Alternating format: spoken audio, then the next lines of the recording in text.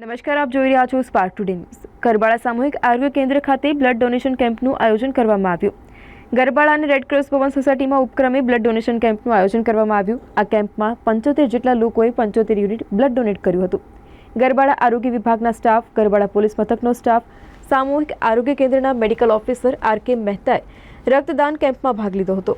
16મી વાર રક્તદાન કર્યું। રોટરી સેવા સંસ્થાન દ્વારા તેમનું સન્માન કરવામાં આવ્યું અને લોકોને રક્તદાન કરવા માટે પ્રેરણા આપી હતી।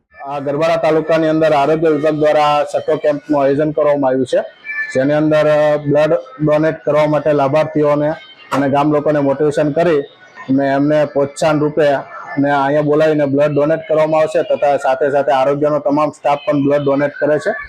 બ્લડ ડોનેટ કરવાનું મુખ્ય ધ્યેય એ જ છે કે જ્યાં ગામડાની અંદર આદિવાસી વિસ્તારની અંદર માતા મરણ અને બાળ મરણ થઈ રહ્યું છે, કુપોષણ છે, બરાબર, સિકલ સેલનો જે દર્દીઓ છે એમને બ્લડની વધારે જરૂરિયાત રહેતી હોય છે, પણ જનજાગૃતિના અભાવે અહીંયા બ્લડની ઉણપ વધારે જોવા મળે છે, જેના લીધે આ લોકોની અંદર જાગૃતિ આવે અને બ્લડના લીધે કોઈ પણ વ્યક્તિનું મૃત્યુ ન થાય તેના માટે થઈને આ એક પ્રયત્ન કરવામાં આવી રહ્યો છે।